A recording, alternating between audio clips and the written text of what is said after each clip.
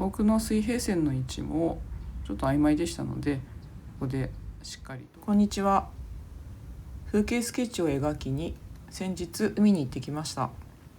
今回はこのシロツメクサの咲いている海辺の公園を描きます。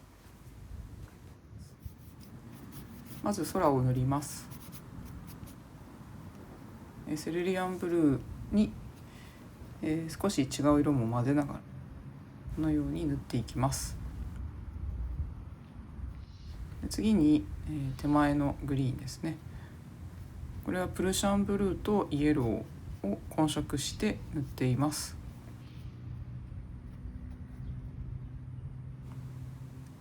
手前のところにシロツメグサが今この画像にも映ってるんですけどいっぱい咲いていますので、これを表現しますので、白いところを潰さないようにですね、シロツメグサの白い花の部分を塗り残すという感じで塗っています。手前の緑の方が鮮やかになって、だんだん奥に従って少し渋く鈍くなるように塗っています。ここはドライブラシでカサカサさせながら筆をちょっと鮮やかめの色を塗っています。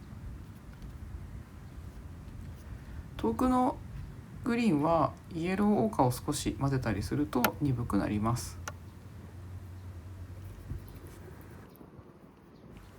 茶色にイエローオーカーを少し混ぜて道を薄塗りしています。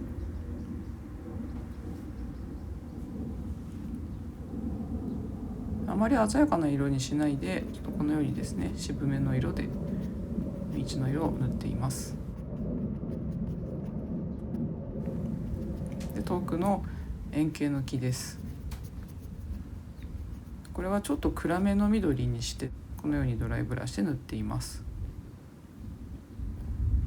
緑を暗くしたいときは少し茶色を入れると暗くなります。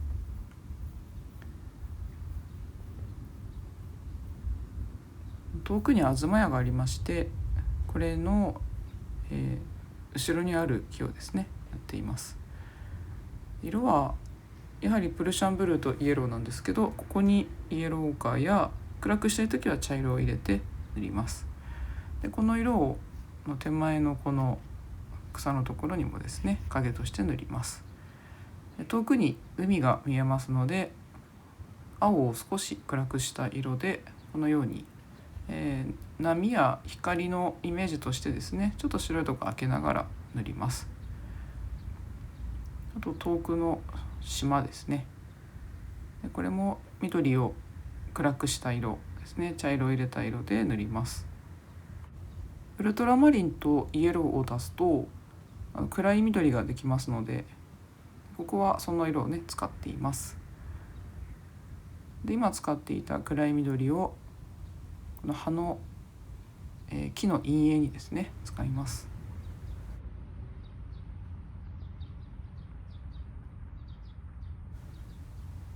ペインズグレーとイエローを混ぜてかなり暗めのほんの少しだけの緑に見えるんですけどね、その色を塗ります。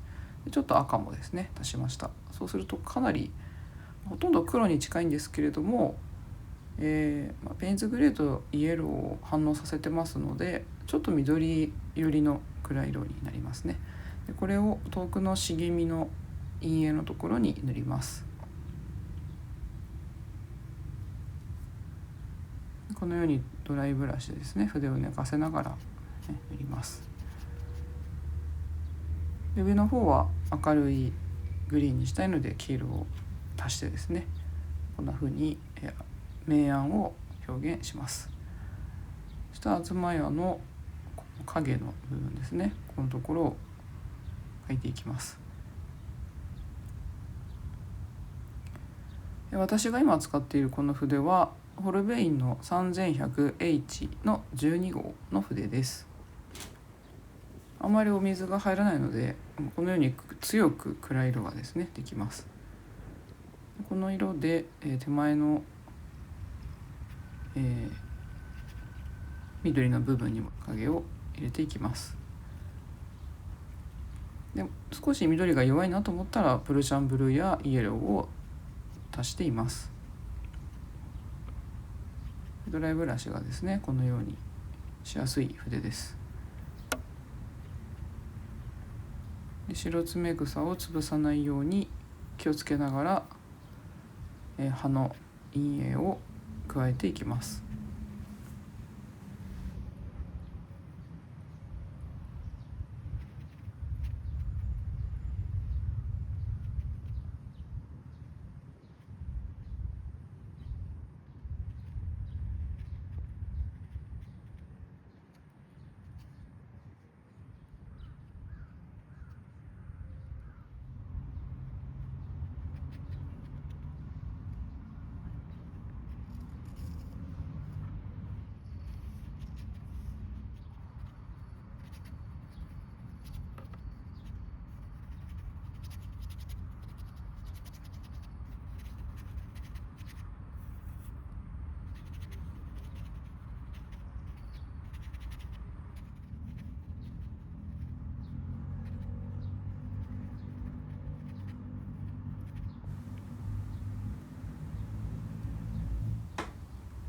東屋の、このシャープな影を入れるためにですねちょっと筆を持ち替えました。ほとんどお水の入らないナイロン筆ですねを使っています。白いところ潰さないように、白いところは明るい光が当たるところですのでそこを潰さないように暗い色を入れます。で遠くの人物にもですね影を入れて人が、ベンチに座っているような感じにしています。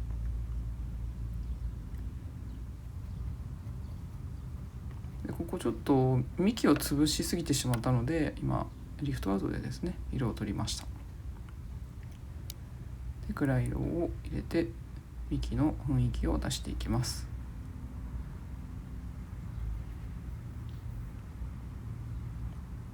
で茶色と青を足すとこのように暗い色ができますのでそれを使ってですね暗い色は混色で作っています。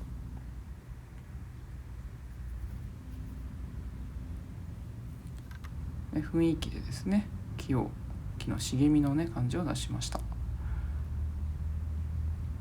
で道のところにもですね、影を入れて、道を少し形をはっきりさせました。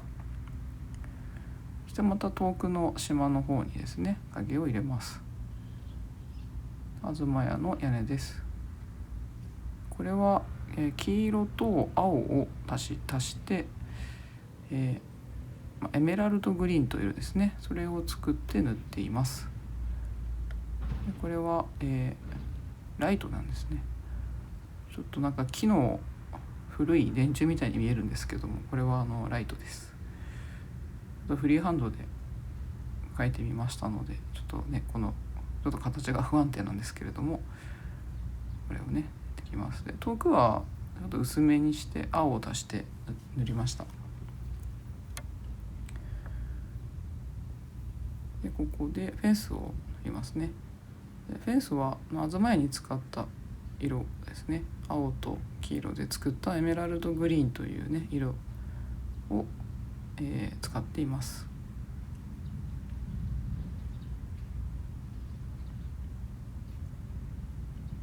ここもフリーハンドでそんなに正確には書いてないんですけどだいたいこんな感じかなという雰囲気でフェンスに見えればいいなという感じ。フェンスじゃないですね柵ですね柵海に落ちないようにする柵ですね。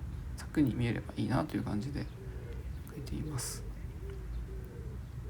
でまたライトのところにもですねちょっと陰影をつけたり、白っぽいところを作ったりしました。でここからはねどんどん暗い色を全体的に入れて絵を締めていきます。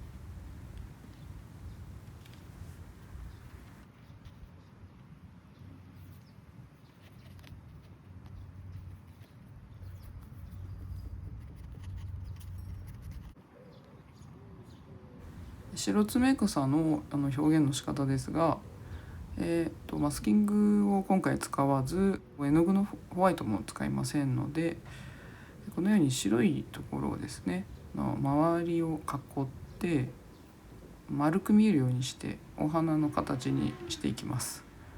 ちょっと細かいのでここは今面相筆というのをね使っています。周りを囲って白く残すとこのお花がね丸いお花のように見えるんですね。それを使ってやっています。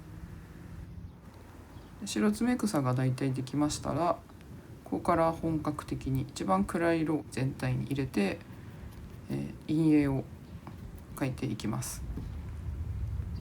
色は青と茶色なんですけれども、いつも私が使っているようにウルトラマリンとバーントシェナでもいいですし、ウルトラマリンとバーントアンバーとか茶色系だったら何でも大丈夫です。それとウルトラマリンを足して暗い色を作ります。でこの東屋の形が周り暗くしてですね整えてみました。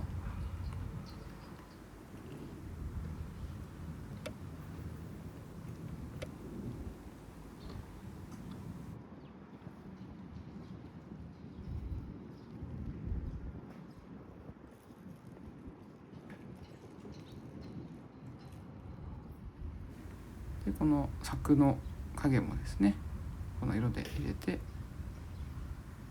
しっかり暗い色を全体に入れてバランスを整えていきます。これは白爪草の茎を描いています。暗い色で下にですね線をヒュッと入れてます。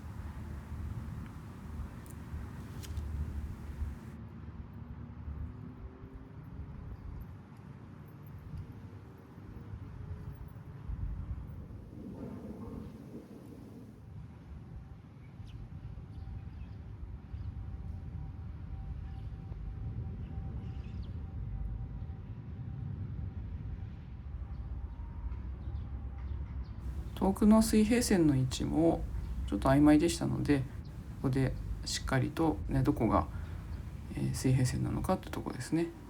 そしてこの島の下が影になって暗くなってますので、それも入れました。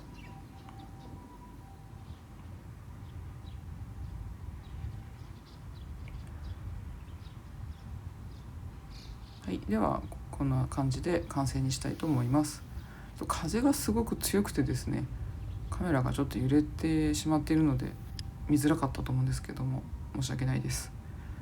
では今回も最後まで見ていただきましてありがとうございました。